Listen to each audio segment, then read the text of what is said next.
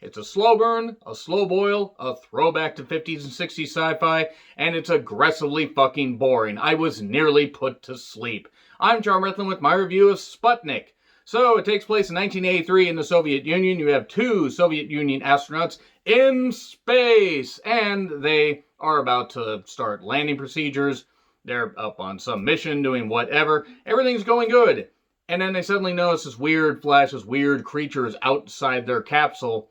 And the capsule lands just fine, but somebody finds the capsule and one of the astronauts has half of his face ripped off. Well, that's not good. The other astronaut is very much alive, but now the creature has used him as a host. They form a symbiotic relationship, or symbiotic relationship, however you pronounce it. And from there, we get a very, very lengthy movie. It's almost 2 hours, and it should have been about 85 minutes. I don't mind details, being stretched out and some new things being added.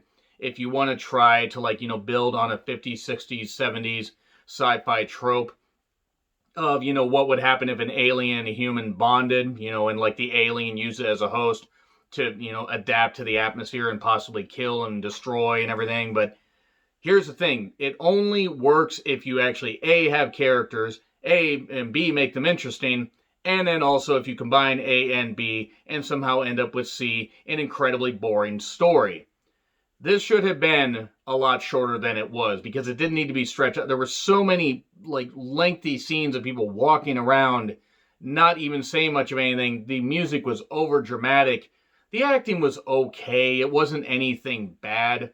But just watching this, you get this young woman that apparently has this dark past. She was court-martialed about something, but she was brought to this secret government facility that the government isn't aware of. There's this military force that has this astronaut here, and they're using the creature as an experiment, basically by bringing convicts there to have it kill, to study how the creature reacts. Does it adapt to, the human atmosphere? Is it going to eventually grow, and can it be used as a weapon? And this woman tries to help the astronaut, and it turns out that he didn't know that he had a son that's in an orphanage, and now he's trying to help.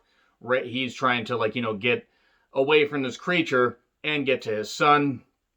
It's a lot of needless padding when it really should just be about this creature, this astronaut, and the people trying to help him. And the characters aren't fleshed out at all, except when their heads are ripped off. Ha ha, good old flesh jokes. I know it sounds like I'm down on this movie, and I am, because I wanted to like this a whole lot more than I did. I was almost put to sleep several times by it, and that's saying something because I sat through a lot of shit this year. I sat through some of the worst movies, horror movies, drama, whatever.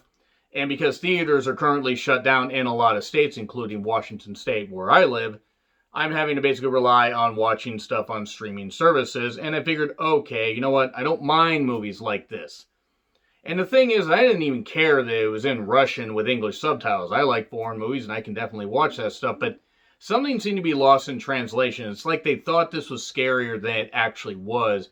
And it wasn't. The atmosphere was sort of there. The creature effects were fine. It looked like a weird bat, lizard, alien creature thing, and it looked typical.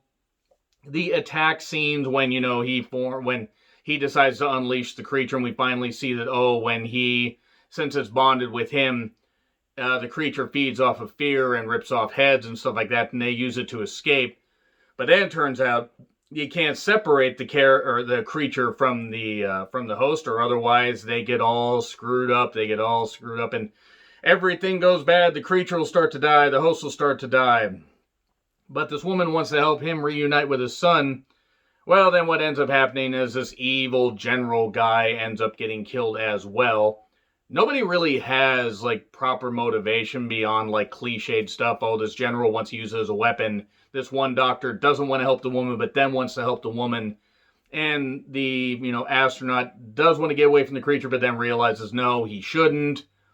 Everybody just seems to really be confused about what their motivations are. And then, unfortunately, by the end, we get that sequence or that one scene where he unleashes the creature and it kills some people. It just takes too long to get to anything that could be considered kind of good, where a lot of people will check out. Now, the camera works pretty good. The atmosphere is okay. The music, again, over dramatic. The acting isn't all that bad. But that being said, the biggest problem with a movie like this is if you make it boring. Slow burn movies are hard to do, especially in the art house horror suspense genre, and this one misses the mark pretty much. Now, is it the worst thing I've seen? No. But as far as being boring, I mean, I was all ready to maybe give this a C+, and I gotta go down to a D. It was really, really fucking boring.